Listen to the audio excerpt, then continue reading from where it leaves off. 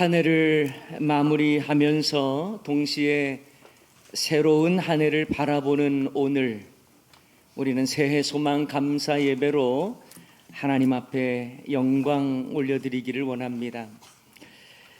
일반적으로 송구영신이라는 표현을 많이 하고요. 그리고 송구영신 예배라고도 말을 하지요. 옛 것을 보내고 새로운 것을 맞이한다라는 의미입니다. 하지만 여러분, 옛 것이라고 다 보내면 안 됩니다. 옛 것이라도 붙잡아야 할 것은 붙잡아야 합니다. 잘못 살았던 과거의 일이나 습관이 있다면 돌이켜서 내년엔 다르게 살겠다고 하는 이 조정하는 시간과 결단하는 시간이 필요합니다. 세상 사람들은 이 시간대에 망년회다 해서 금년에 여러 가지 잊고 싶은 것들 다 잊어버리자라고 이야기합니다만, 여러분, 잊어서 될 것이 아닙니다. 잊는다고 하는 것은 뭔가 기억하고 싶지 않다라는 것인데, 기억하지 않고 싶은 부끄러운 모습이나 죄의 모습들, 이거 그냥 술 한 잔 마시면서 잊는다고 될 문제겠습니까? 그러므로 우리는 금년에 우리의 모습들을 잘 살펴보면서 무엇이 문제였는지도 발견하고, 그리고 내년에는 이렇게 살겠습니다라고 하는 결단을 담고 새로운 마음으로 새해 소망을 가지고 살아야 하는 것입니다. 그래서 저와 여러분은 이 시간 예배를 통해서 하나님께 영광 올려드리면서 새해를 맞이하고자 하는 것이지요. 여러분, 한국 바둑의 고수 중에 한 분인 조훈현 씨가 그의 책 고수의 생각법이라고 하는 책에서 이렇게 말을 했습니다. 아플수록 복귀하라. 여러분, 복귀라는 말 아시지요? 바둑을 다 두고 난 이후에 자기가 어떻게 두었고 상대가 어디에다 놓았는지를 다시 되새기는 거예요. 똑같이 해보는 겁니다. 이게 복귀예요. 자, 그는 이렇게 말을 합니다. 아플수록 복귀하라. 승리한 대국의 복귀는 이기는 습관을 만들어주고, 패배한 대국의 복귀는 이기는 준비를 만들어준다. 여러분, 한 해를 돌아보는 오늘, 우리에게도 복귀가 필요합니다. 무엇이 문제가 있었는지, 왜 그때는 이렇게 실패했는지, 여러분, 그것을 철저하게 살피면서 바꿀 건 바꾸고 새로운 한 해를 맞이해야 합니다.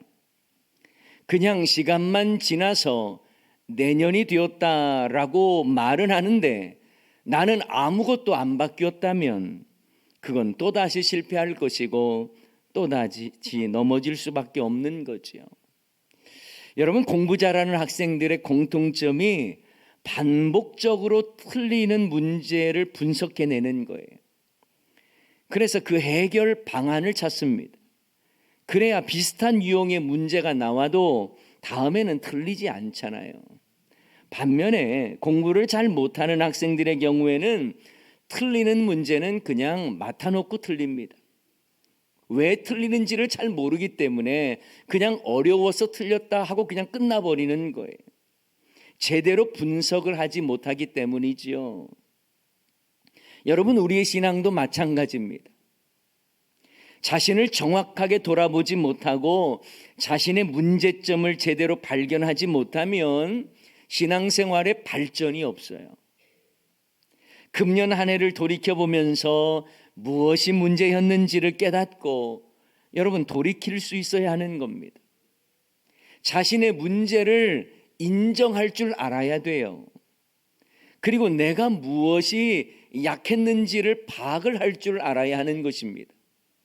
여러분의 영적인 부분도 마찬가지예요. 내 신앙생활에 문제가 뭐가 있는지를 여러분 발견할 수 있어야 하는 것입니다. 그래야 새로운 출발의 의미가 있는 거예요. 그저 시간만 지났다고 몇 시간만 지나면 이제 2026년이네 하면서 그냥 보낼 게 아닙니다. 내 자신을 철저하게 살펴볼 수 있어야 하는 것이죠. 여러분, 오늘 본문 말씀은 하나님께서 에스겔 선지자를 통해서 악인이라도 돌이키면 살겠고 의인이라도 하나님의 공의를 떠나면 죽을 것이다 라고 말씀하십니다. 그러면서 어떤 말씀을 더 하시냐면, 하나님은 악인이 죽는 것을 기뻐하지 않으시고, 그렇기 때문에 이스라엘 백성들은 너희들의 모습이 어떠했든지 간에 빨리 돌이켜 회개하고 너의 죄에서 떠나 살라고 권면하는 말씀입니다.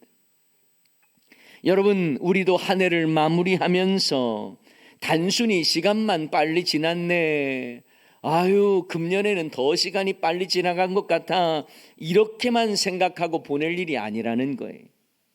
한 해 동안 살면서 자신을 철저히 돌이켜봐야 합니다. 나의 고질적인 문제가 무엇이고 나의 반복적인 넘어짐이 무엇인지를 살펴봐야 하는 것입니다. 그래서 내가 돌이켜서 인정할 건 인정해야 돼요. 그래서 그 문제를 가지고 주님 앞에 회개해야 하는 것입니다. 그래야 해마다 발전이 있는 거예요. 나는 바뀌지 않았는데 시간만 바뀌었어요. 그건 여러분 노화되는 거예요. 믿는 자들은 노화되는 인생을 살 것이 아니라 성숙된 인생을 살아야 할 줄 믿습니다. 그러므로 내 자신을 철저하게 발견하고 나의 연약함과 문제점을 인식하는 것이 너무나 중요한 거예요.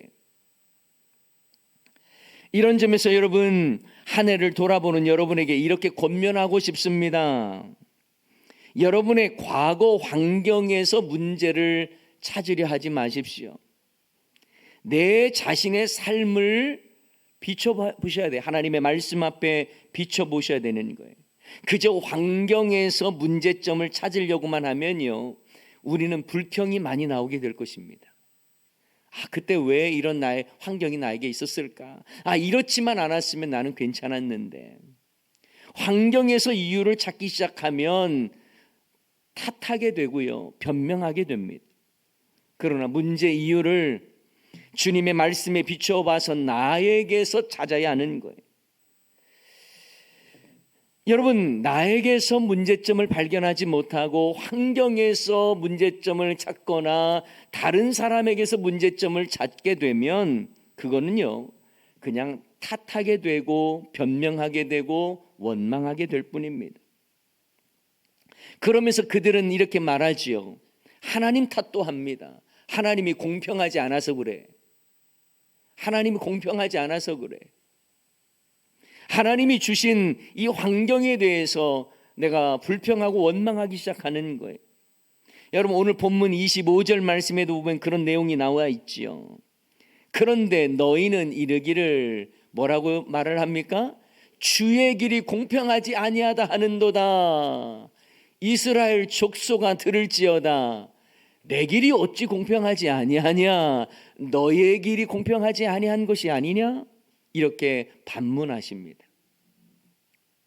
자신의 삶이 의롭지 않고 자신의 길이 바르지 않은데도 불구하고 그들은 뭐라고 이야기하냐면, 하나님이 공평하지 않아서 그래.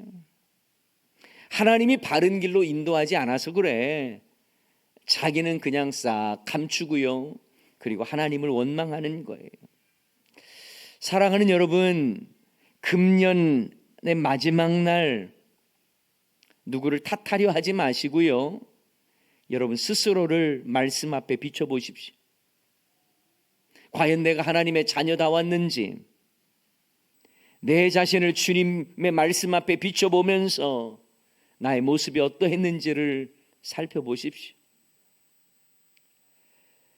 기도를 쉬는 죄를 범치 않았는지, 하나님의 말씀 중심이 아니라 그저 내 생각대로 내 소견에 옳은 대로 살았던 것은 아닌지, 여러분 스스로를 향해서 점검하셔야 됩니다.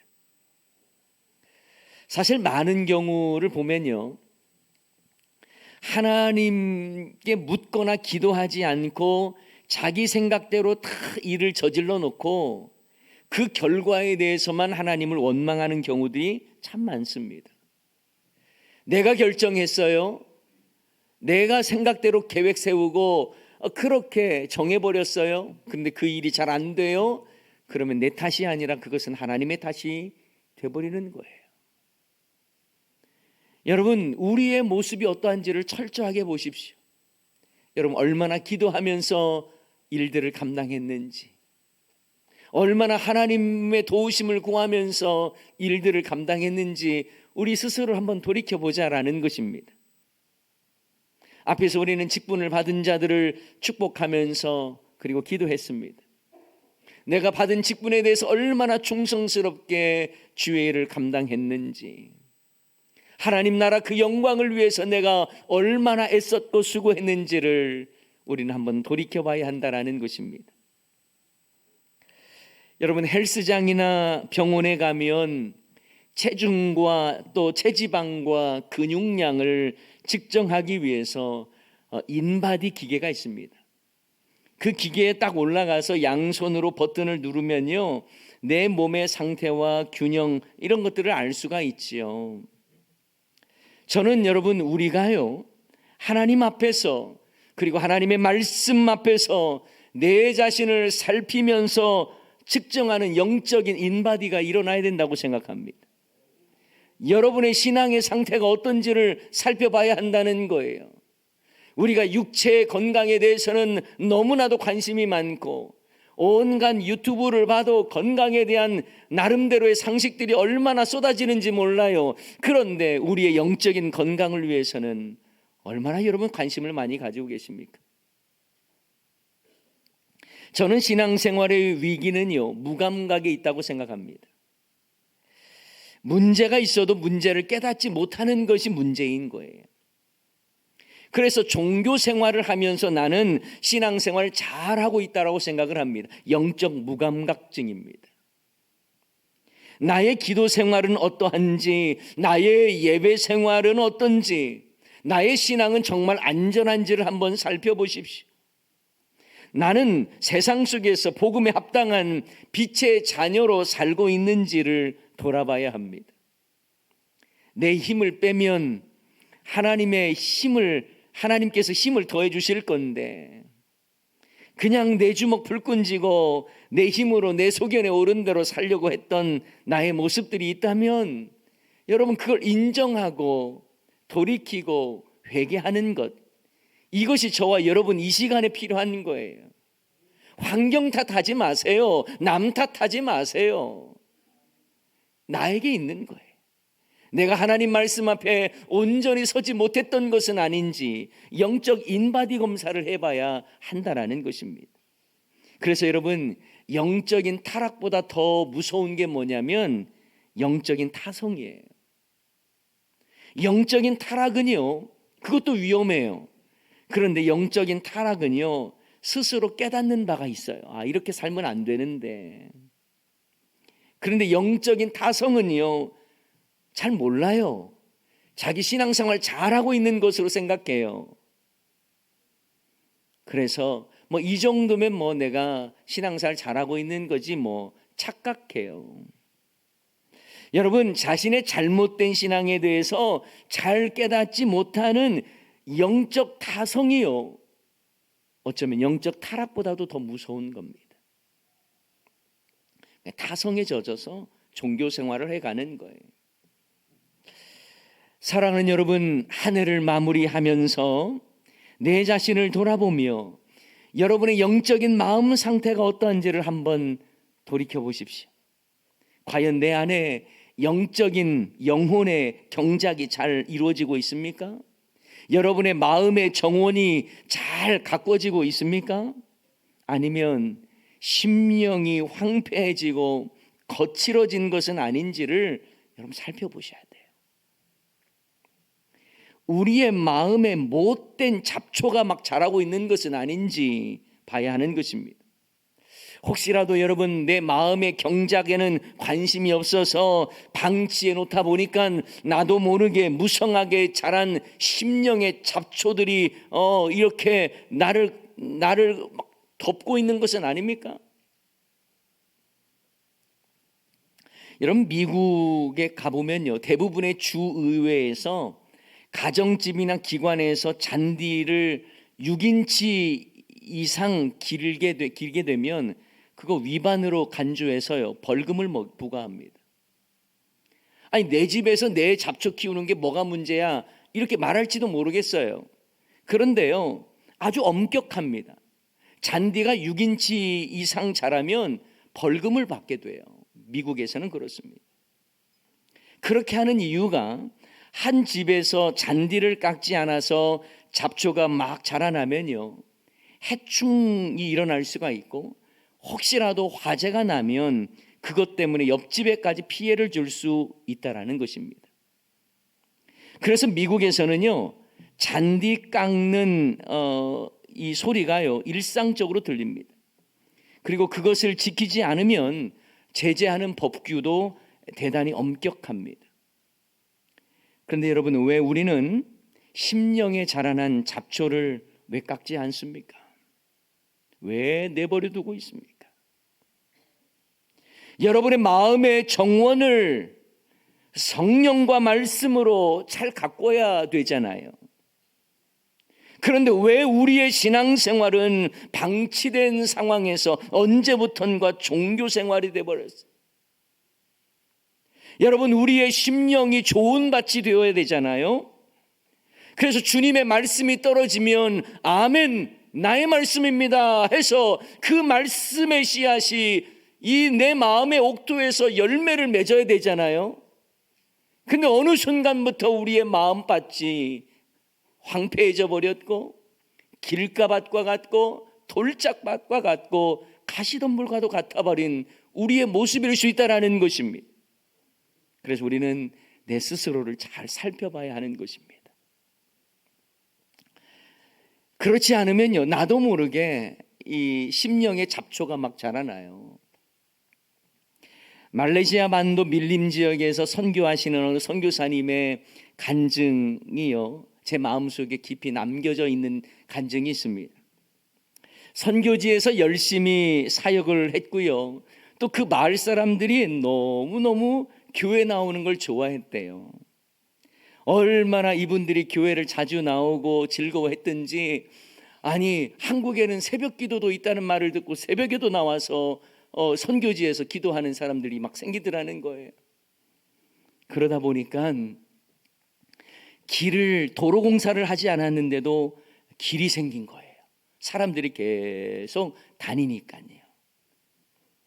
그러면서 이 선교사님의 마음속에, 야, 그래, 마음을 함께하고 함께 가니까 길이 만들어지는구나, 이런 생각이 들면서 너무 감격스럽더라는 거예요. 그러다가 선교사님이 안식년이 되어서 국내에 들어와 있었고, 그리고 건강에 좀 문제가 발견돼서 1년 이상 선교지에 들어가지를 못했다는 거예요. 건강이 회복되어서 이제 선교지로 딱 들어가는데 자신이 개척한 교회에 길을 못 찾겠더라는 거예요. 왜 그랬을까요?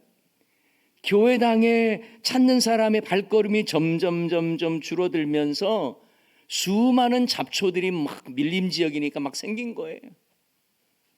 그래서 길을 감춰버렸더라는 거예요. 그 모습을 보면서 하나님 앞에 회개했대요. 그래, 내가 없는 중에도 신실한 일꾼을 세우지를 못했구나. 그래서 교회로 가는 그 길에 잡초가 뒤덮여서 길을 잃어버렸구나라는 생각이 드니까 너무너무 하나님 앞에 죄송하더라는 거예요. 그리고 그 이후부터는 평신도 사역자들을 세우기 위해서 부단히 노력을 했다라는 이야기예요. 여러분, 우리도요, 우리 심령의 길을 닦지 않으면요, 나도 모르게 잡초가 막 우거질 수 있습니다. 교회를 향해서 나아가는 내 삶의 길을 닦지 않으면요, 나도 모르게 영적인 잡초들이 막 생겨날 수가 있다라는 거예요. 교회를 사랑했던 그 마음 상태에서는 길들이 아름답게 열려 있었는데, 어느 순간부터 그저 교회를 사랑하는 마음도 식어지고 나의 열심도 약해지고 나를 알아주는 사람도 없는 것 같고, 그러면서 주님을 향한 그 길이 점점점 소홀해지기 시작하다 보면 나도 모르게 잡초가 생겨나고, 그래서 길을 잃어버리는 그런 일들이 일어날 수 있는 건 아닌가. 여러분의 신앙의 길에는 혹시 잡초가 많이 자라 있지는 않습니까? 아니면 주님을 향하여 멋진 길이 열려 있습니까? 혹시 여러분의 심령에 근심과 염려와 걱정의 잡초가 길을 막아놓고 있는 건 아닙니까? 아니면 주님을 향한 시온의 대로가 활짝 열려 있습니까? 바라기는 내 안에 자라고 있는 염려와 불신, 미움과 게으름, 이러한 잡초들이 다 뽑아지고 내년에는 주님을 향해서 시온의 대로가 더욱 활짝 열릴 수 있기를 주님의 이름으로 간절히 축원합니다. 어떤 분은 한 해를 바라보면서 세상 근심 염려로 얼룩진 삶을 사는 분들이 많이 계세요. 반복적인 죄로 넘어지거나 반복적인 실수를 할 때도 많습니다. 자신의 반복적인 언행심사로 또 그런 아픔의 삶을 살 수도 있습니다. 근데 여러분, 그때라도 꼭 기억하십시오. 하나님은 그때라도 여러분이 돌이켜 주님께로 돌아오기를 원한다는 사실이에요. 나의 완악함을 인정하고 나를 돌이켜서 회개할 것 회개하고 주님 앞으로 나아가라는 것입니다. 그러면 하나님께서 언제라도 맞이해 주시겠다라고 약속해 주셨어요. 여러분, 우리는요, 주님 없이는 살 수 없는 존재로 지음받았습니다. 주님과 교제하며 살아가는 인생으로 우리가 지음받았어요. 그렇지 않는 인생은 시온의 대로가 열려있지 않은 것입니다. 영국의 소설가이며 신학자인 C.S. 루이스는 순전한 기독교라고 하는 책에서 이렇게 말을 합니다.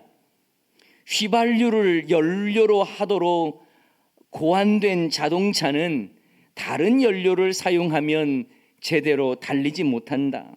하나님께서는 인간이라고 하는 생명체를 창조하실 때에 하나님을 근거로 하여 달리도록 고안하셨다. 그러니 하나님을 떠난 우리에겐 평화와 행복이 주어질 수 없다. 하나님을 떠난 그곳에는 그런 것이 존재하지 않기 때문이다. 그렇습니다. 우리는 하나님으로 인하여 사는 인생으로 지음받은 존재라는 거예요. 그런데 우리 스스로는 하나님 없이도 살 수 있는 것처럼 그렇게 세상적인 몸부림을 칠 때가 많더라는 거예요. 그럼 우리 존재를 알라는 거예요. 우리는 주님과 동행하며 주님과 소통하며 그렇게 살아가는 저와 여러분의 인생인 줄을 믿습니다. 우리는 하나님의 영광을 위해 살도록 고안된 존재라는 거예요. 그러므로 하나님 없는 삶을 살면서 마치 부유하면 그것이 행복인 것으로 착각하며 살아갑니다. 하나님의 은혜로 살고 하나님이 주시는 힘으로 살고 성령의 능력으로 살아야 하는데 그저 내 생각대로 내 환경 따라서 그것 때문에 참 울고 웃는 우리의 인생의 모습들을 그것이 마치 전부인 것처럼 살아가는 인생도 많더라는 것이죠. 이런 점에서 우리는 여러분, 나의 신앙이 하나님 중심인지 내 중심인지를 살펴봐야 하는 거예요. 하나님 말씀 중심인지 내 생각 중심인지를 살펴봐야 합니다. 내가 교회 중심인지 아니면 세상 모임 중심인지를 살펴봐야 하는 거예요. 오늘 본문 말씀에도 보면 의인도 주님을 떠나면 죽음에 이르고 죄인도 돌이키면 생명을 주시는 하나님의 마음을 보라고 하는 것입니다.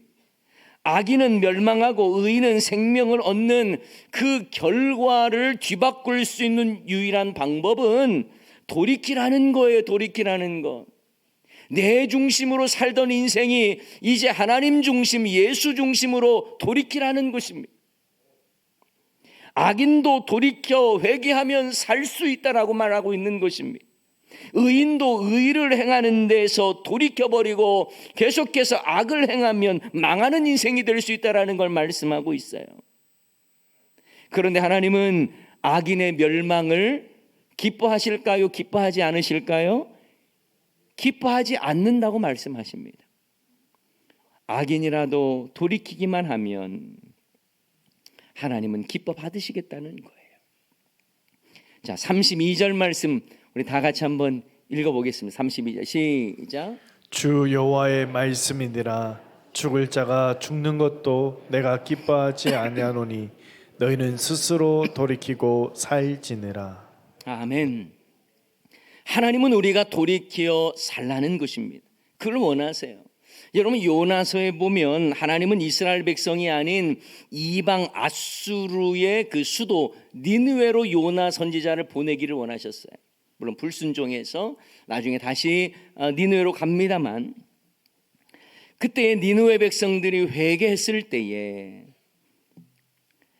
요나는 심판의 메시지를 전했지만 그들이 회개하고 돌이켰을 때에 그들을 용서하시고 그들에게 내리기로 했던 심판을 거두시는 장면을 우리는 볼 수 있습니다. 이러한 하나님의 마음을 깨닫지 못한 요나는 계속 썽을 내지요.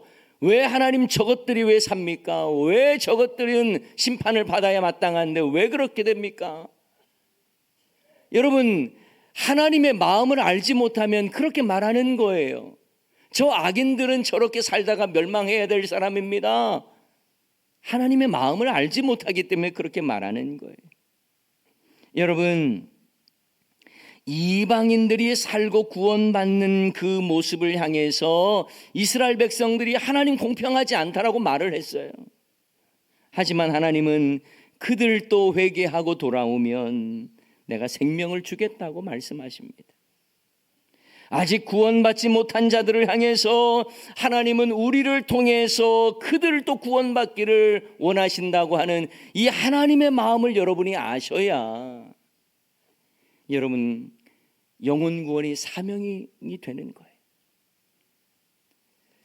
죽어가는 영혼들이 주님께 돌아오는 것을 여러분이 아셔야, 그걸 주님이 원하시는 걸 분명히 아셔야, 그래야 이것이 우리의 마땅한 사명이 되는 것입니다. 디모데전서 2장 4절 말씀 다 같이 한번 읽어봅니다. 디모데전서 2장 4절입니다. 하나님은 모든 사람이 구원을 받으며 진리를 아는 데 이르기를 원하시느니라. 아멘. 하나님이 원하신다는 거예요. 모든 사람이 구원받는 데 이르기를 원한다라는 말씀이에요. 사랑하는 여러분, 우리가 새해를 맞이하면서 과거의 삶을 헤아려 살펴야 된다고 제가 말씀드렸어요. 그리고 무엇보다 하나님의 마음을 알아야 된다라고 말씀드렸습니다. 어떤 상황에서도 나를 떠나지 않고 붙드시고 함께 하시는 하나님을 바라보면서 또한 죽어가는 그 영혼들을 향한 하나님의 애타는 마음을 우리가 알아야 된다라는 거예요. 이방인들을 향해서도 구원의 백성으로 삼고자 하는 하나님의 마음을 알아야 우리에게 맡겨주신 사명에 우리가 더 충성할 수 있는 것 아니겠습니까? 하나님 아버지의 마음은요, 집 나간 둘째 아들을 기다리시는 누가복음 15장에 나오는 그 탕자를 기다리시는 아버지의 마음을 통해 잘 나타나 있지 않습니까? 둘째 아들은 아버지가 살아계신 대로 미리 살아계신데도 불구하고 미리 받을 재산을 받아서 아버지의 품을 떠나지 않습니까? 그래서 이방 땅으로 가버렸어요. 그런데 둘째 아들이 떠나간 이후부터 계속 문 밖에서 기다리시는 아버지, 그 아버지의 마음, 이것이 바로 내 악한 자라도 주님께 회개하고 돌아오기만 하면 내가 팔 벌리고 그들을 안아주겠다고 한 하나님의 마음인 거예요. 그러므로 여러분, 우리는요, 나 구원받았다라는 것에 만족하지 말고 영혼 구원이라고 하는 것이 하나님의 마음이라는 걸 알고 주님의 마음을 알기 때문에 나를 돌이켜봐야 하는 거예요. 내가 얼마나 영혼 구원에 힘썼는지. 나 하나 신앙생활 하는 것도 버거워했던 우리들의 모습 아닙니까? 하지만 주님이 우리에게 정말 원하시는 것은 나의 모습을 돌이켜보되 하나님의 마음을 알라는 거예요. 죄인이라도 내게 돌아오기만 하면 내가 언제라도 그를 의인으로 맞이하고 그 생명을 주겠다라는 거. 돌이켜 회개하기만 하면 에스겔 선지자를 통해 주셨던 하나님의 말씀 속에서 내가 너를 내치는 것이 아니라 내가 너를 받겠다라는 것입니다. 31절 32절 말씀 보면 이렇게 말씀합니다. 너희는 너희가 범한 모든 죄악을 버리고 마음과 영을 새롭게 할지어다. 이스라엘 족속아, 너희가 어찌하여 죽고자 하느냐. 주 여호와의 말씀이니라. 죽을 자가 죽는 것도 내가 기뻐하지 아니하노니 너희는 스스로 돌이키고 살지니라. 여러분, 이 말씀 속에 마음과 영을 새롭게 하며 돌아오라는 거예요. 하나님의 마음이 그 안에 담겨 있지 않습니까? 지금이라도 늦지 않았다는 것입니다. 금년 한 해를 살면서 금년 한 해 너무나 형편없이 살았다라고 생각합니까? 그러나 여러분, 낙심하지 마세요. 하나님께서 또 다른 한 해를 여러분에게 선물로 준비하고 계세요. 그러므로 여러분, 돌이켜 회개하며 하나님을 향해 나아가야 하는 것입니다. 내일부터 시작되는 내년이라고 하는 시간을 여러분 당연하게 나에게 주어진 시간이라고 말하지 마세요. 제가 며칠 전에 제가 처음 부임해 왔을 때에 교회 요람을 좀 봤습니다. 안 계신 분들이 너무 많아요. 돌아가신 분들이 많습니다. 여러분, 내년이라고 하는 시간 나에게 당연히 주어진다는 보장을 누가 할 수 있겠습니까? 우리는 언제라도 주님을 향해서 내 자신을 돌이키며 인생의 방향을 주님께 맡기면서 세상을 향했던 발걸음을 주님을 향해 맞추고 돌아가야 하는 것입니다. 주님께서 오라고 하실 때에 주님 앞에 나아가야 하는 것입니다. 우리 안에 완악함과 죄악됨을 인정하고 회개하고 돌이켜서 주님께 돌아가야 하는 거예요. 몇 시간만 지나면 그저 알아서 새해가 된다고요? 나는 아무것도 변화되지 않았는데요.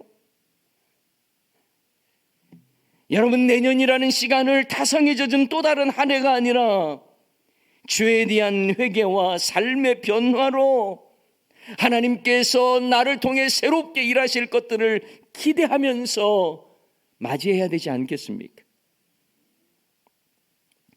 그래야 복된 삶이 되는 거예요. 그래서 오늘 본문의 결론이 바로 이거예요. 스스로 돌이키고 살지니라. 스스로 돌이키라는 거예요. 그래서 생명의 길을 가라는 거예요.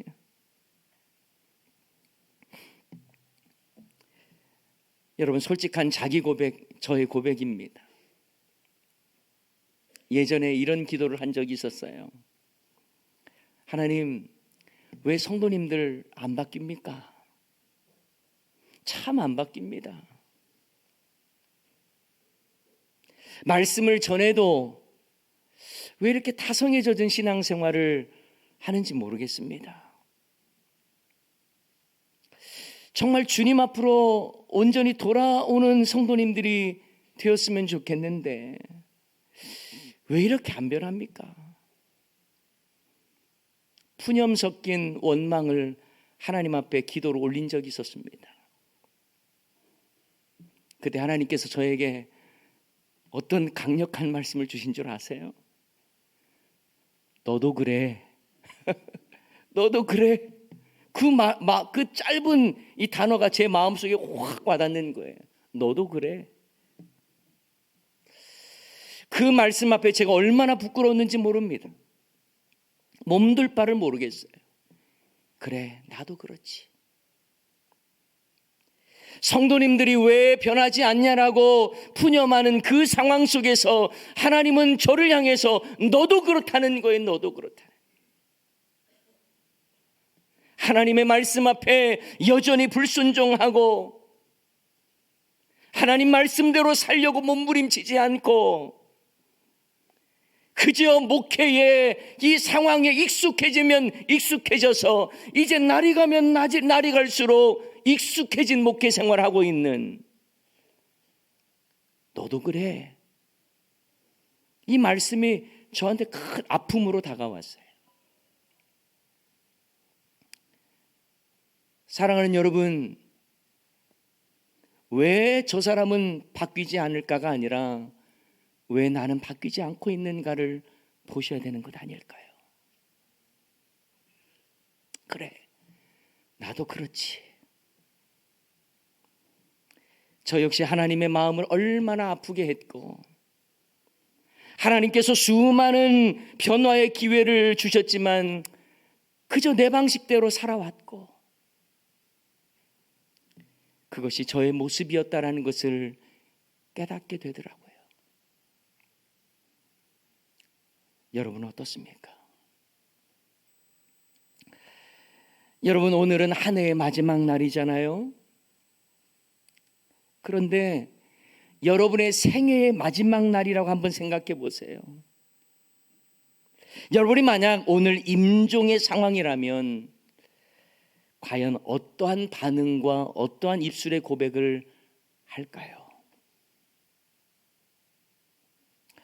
만약 우리가 임종의 상황이라면 내가 돈 더 많이 벌어야 되는데 그거 제대로 잘 못했어.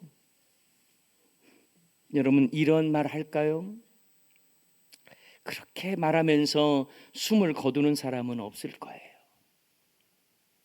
오히려 보고 싶은 사람을 찾고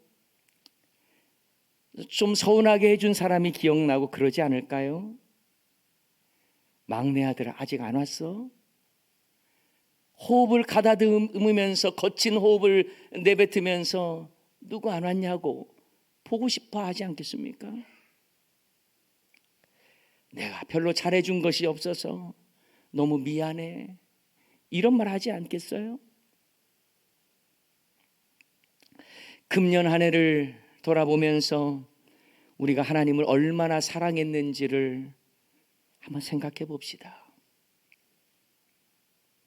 이웃을 사랑하라는 그 말씀 앞에 내가 얼마나 섬겼는지 돌이켜 봅시다. 그리고 주님께로 다시 돌아갑시다. 나의 부족했던 모습이 있다면 그것 돌이켜보고 회개할 것 회개하고 이제 새로운 마음으로 주님을 향해 나아갑시다. 내년에는 주님 더 사랑하겠다고, 내년에는 더 섬기며 그리고 더 겸손히 주의 말씀대로 순종하겠다고 그렇게 결단하며 나아갑시다. 돌이켜야 삽니다. 주님이 원하시는 삶으로 우리가 늘 향해 나아가면서 주님의 기쁨이 되는 저와 여러분 다 되시기를 주님의 이름으로 간절히 축원합니다. 이 시간 말씀 기억하면서 찬양하기를 원합니다. 감사하신 하나님, 장래에도 함께 하시는 주님, 우리 함께 찬양하며 나갑시다.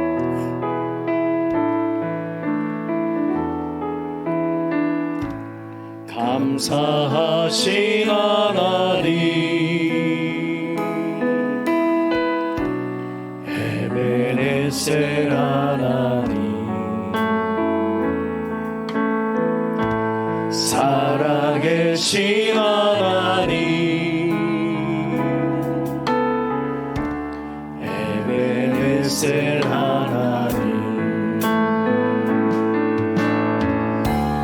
여기까지 인도하시고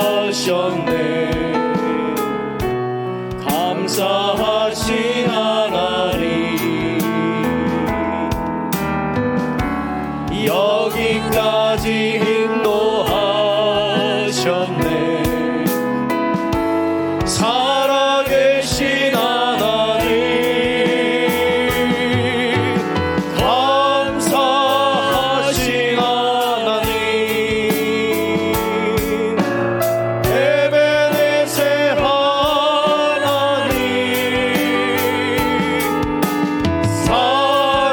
살아계신 하나님 에베네셀 하나님. 다시 한번 찬양합시다. 감사하신 하나님, 감사하신 하나님 에베네셀 하나님 살아계신 하나님 에베네셀 하나님 장래에도 인도하시리. 장래에도 인도하시리 감사하신 하나님 장래에도 인도하시리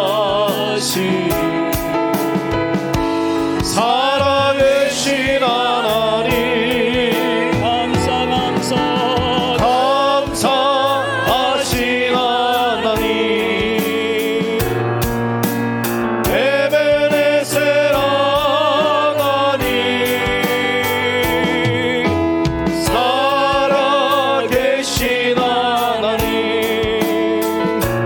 에베네셀 감사하신 하나님 하나님, 감사하신 하나님 에베네셀 하나님 살아계신 하나님 에베네셀 하나님.